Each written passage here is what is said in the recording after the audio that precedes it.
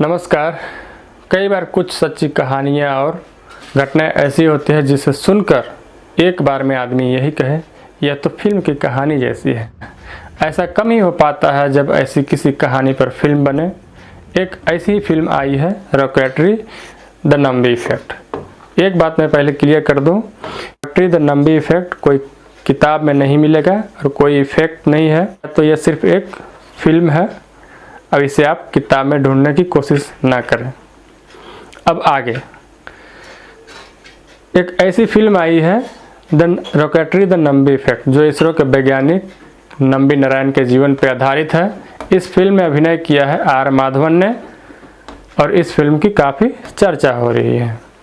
इस फिल्म में आप नंबी नारायण के संघर्ष को जो देख रहे हैं, हकीकत में इससे भी कहीं आगे बढ़कर है। षड्यंत्र, आरोप, गिरफ्तारी और फिर कोर्ट की तारीख दर तारीख के साथ 24 साल गुजर जाने के बाद देश के सर्वोच्च अदालत ने कहा कि वैज्ञानिक नंबी नारायण को केरल पुलिस ने बेवजह गिरफ्तार किया और उन्हें मानसिक प्रताड़ना दी। जब वो देश के लिए सपने देख रहे थे, उस वक्त एक झटके में कैसे उनकी ज़िंदगी बदल जाती है। आइए जानते हैं हकीकत में क्या थी नंबी नारायण की संघर्ष की कहानी। 14 सितंबर 2018 का वह दिन जब इसरो के रिटायर वैज्ञानिक एस नंबी नारायण के चेहरे पर हंसी आती है। चेहरे पर सुकून क्या होता है, नंबी नारायण के उस दिन को देख इसका अंदाज़ा लगाया जा सकता था।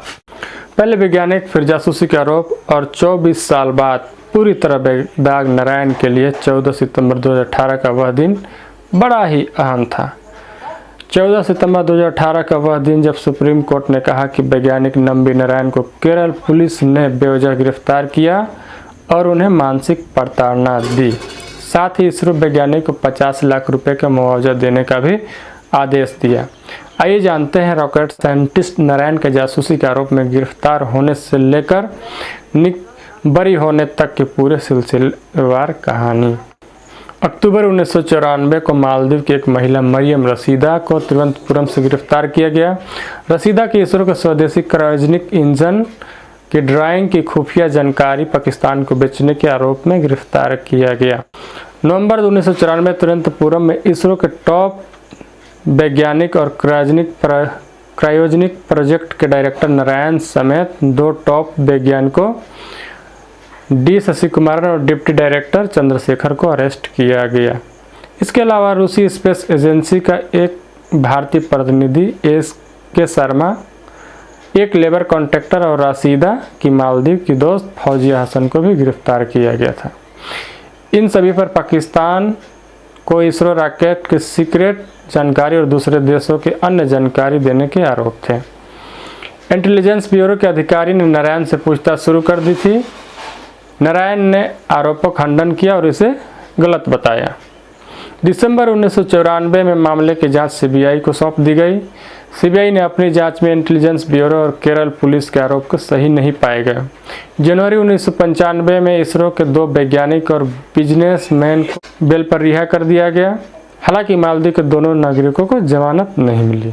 अप्रैल 1996 को सीबीआई ने मुख्य न्यायिक दंडाधिकारी की अदालत में फाइल एक रिपोर्ट में बताया गया कि यह मामला फर्जी है और आरोपों के पक्ष में कोई सबूत नहीं है। मई 1996 में कोर्ट ने सीबीआई की रिपोर्ट को स्वीकार कर लिया और इसरो जासूसी केस में गिरफ्तार सभी आरोपियों को रिहा कर दिया गया। इसके बाद केरल की नई सरकार ने फिर से जांच के आदेश दिया। मई 1998 में सुप्रीम कोर्ट ने केरल सरकार द्वारा इस मामले को फिर से जांच को आदेश को खारिज कर दिया। 1999 में नारायण ने मुआवजा के लिए याचिका दाखिल की और 2001 में राष्ट्रीय मानवाधिकार आयोग ने केरल सरकार को क्षतिपूर्ति का आदेश दिया, लेकिन राज्य सरकार ने इस आदेश को चुनौती दी। सितंबर 2012 में हाई कोर्ट ने राज्य सरकार को नारायण को 10 लाख रुपए देने के आदेश दिए। अप्रैल 2017 में सुप्रीम कोर्ट ने नारायण की याचिका पर उन पुलिस अधिकारियों पर सुनवाई शुरू हुई जिन्होंने वैज्ञानिक के गलत तरीके से केस में फंसाया था। नारायण ने केरल हाई कोर्ट के उस आदेश के खिलाफ सुप्रीम कोर्ट का रुख किया। जिसमें कहा गया था कि पूर्व डीजीपी और पुलिस के 2 सेवानिवृत्त अधिकारियों अधीक्षक के जोशुआ और एस विजयन के खिलाफ किसी भी कार्रवाई की ज़रूरत नहीं है।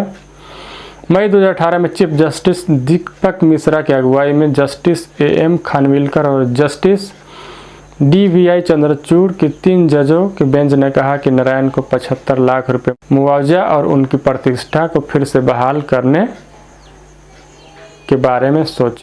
14 सितंबर 2018 को सुप्रीम कोर्ट ने उत्पीड़न का शिकार हुए इसरो वैज्ञानिक नारायण को 50 लाख रुपए मुआवजा देने का आदेश दिया। कोर्ट ने इस मामले में एक न्यायिक जांच का भी आदेश दिया। गिरफ्तारी के समय को याद करते हुए नारायण ने बताया कि कैसे इंटेलिजेंस ब्यूरो के एक अधिकारी ने कहा था कि सर, हम अपनी ड्यूटी कर रहे हैं, आप जो कर रहे हैं अगर वो सही होगा तो आप मुझे अपनी चप्पल से पीट सकते हैं। 2 दशक बीत जाने के बाद नारायण को वह बात याद है। हाल ही में गुजरात के पूर्व DGP श्री RV कुमार को गिरफ्तार किया। निर्दोष लोगों को झूठा फंसाने की साजिश रचने के आरोप में पूर्व महानिदेशक को अरेस्ट किया गया है। Rocketry the Nambi effect ISRO के वैज्ञानिक नंबी नारायण की जिंदगी पर बनी है। उन पर जासूसी की फर्जी आरोप लगे थे।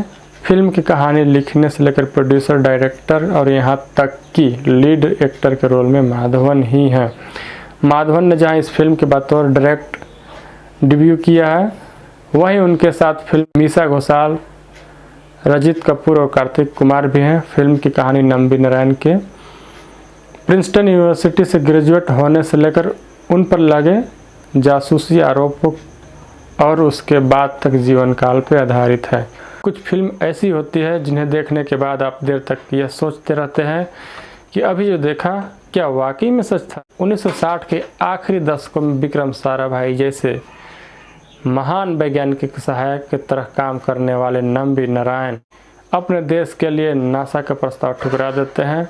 देश में निर्मित रॉकेट अंतरिक्ष में भेजा जा सके, इसके लिए अपने स्तर पर तमाम जरूरी चीज़ें और तकनीक अलग अलग देशों से जुटाकर विकास इंजन बनाते हैं और अचानक एक दिन पाते हैं कि उन पर देश के खुफिया राज पाकिस्तान को बेचने का आरोप लगता है।